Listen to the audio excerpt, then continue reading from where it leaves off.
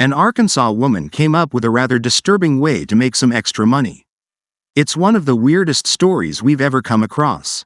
It also shows that there are people out there who have no boundaries when it comes to money, and that you can literally buy anything online.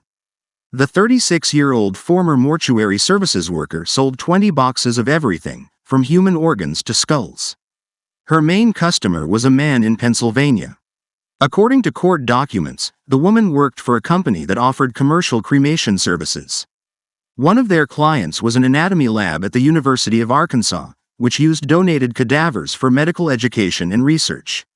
A federal court in Little Rock said she illegally sold and shipped human body parts taken from medical cadavers from the University of Arkansas Medical School. The woman came up with the plan after one of the company's scheduled pickups. That's when she messaged the owner of a private Facebook group. The group focused on various oddities and had about 380 members. It also bills itself as a safe way to shop. She asked the group's owner if he knew anyone in the market for a fully intact brain that had been embalmed. She even explained how she acquired the corpses. She then sent pictures of 2 brains and a heart. The man offered $1,200 via PayPal. He then advised her on how to ship the organs through the U.S. Postal Service. Over the next 9 months, she proceeded to ship him various body parts, from ears and arms, to kidneys, hands, and skulls. If that wasn't creepy enough, she even shipped a whole human head. The man paid her a total of around $11,000. This story is truly heartbreaking, because when families donate their deceased loved ones to science, they only intend for the organs to be used for research. Here is how it's supposed to work. When the research centers receive the bodies, they only remove the organs they plan to use. They then send the remains to a cremation service. Once the body is cremated, the ashes are sent back to the research center. And upon request, they will return the ashes to the families. But before cremating the bodies, this woman would remove the body parts she planned to sell and only cremated what was left. She would then turn the ashes over to the school. So while the families may have only expected a few designated organs to be removed, this woman was literally taking everything from head to toe. She would then turn around and sell them via her Facebook contact. The families had no idea their loved ones were being disrespected like this. The man who bought the body parts would then resell them on his website. He referred to himself as a preservation specialist. He said he works to produce educational tools through reconditioning retired medical remains. Of course, all of this was done without the family's consent. So how did this operation get busted? Well, the man who bought and resold the body parts stored them in his home. Police then received a tip from a caller that they had found human organs in 3 5-gallon buckets in the buyer's basement. The buyer was later identified and charged by a Cumberland County criminal court with 4 counts of receiving stolen property, intending to participate in unlawful activity and abusing a corpse. Officials confiscated the remains and even intercepted an additional shipment. A spokesperson for the University of Arkansas Medical School said they were shocked that anyone would desecrate medical donations for their own gain.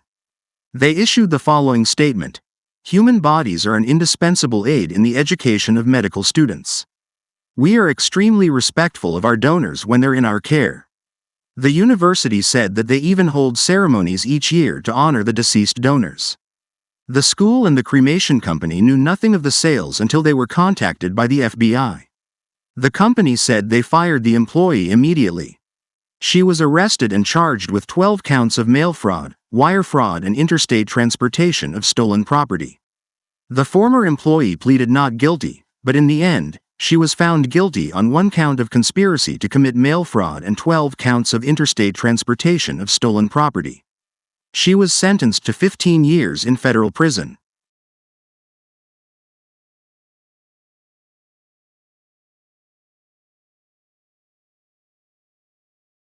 In 1977, a 32-year-old woman was convicted of robbing a bank in California. The next time she was caught was in 2020 when she robbed a bank in Lee's Summit, Missouri.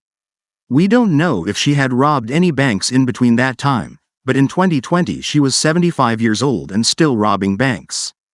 This time, she was busted when her son called police and told them his mother was off her rocker. She had left in a maroon SUV, neon Nike hat, black wig, and had a BB gun. He said she was angry and was going to rob a bank. Of course, police didn't know which bank she would rob until the call came in about 30 minutes later. When they responded, a teller told police that a short older woman wearing a lime green hat and wig entered the bank. She handed her what looked like a blank birthday card with a note on top that read, "This is a robbery." The note requested $3,000 in $50 and $20 bills. Officers located the vehicle and arrested her without incident. She was sentenced to a 1-year probation. So did she learn her lesson? Evidently not. Because just a few years later, at age 78, she robbed another bank. Witnesses said the suspect was dressed all in gray, with plastic gloves, a black N95 mask, and black sunglasses. She approached the counter and passed the teller a note. According to court documents, the note said, "This is a robbery, I need 13,000 small bills. Thank you. Sorry, I didn't mean to scare you. But don't be fooled by the unusually polite tone of the demand note."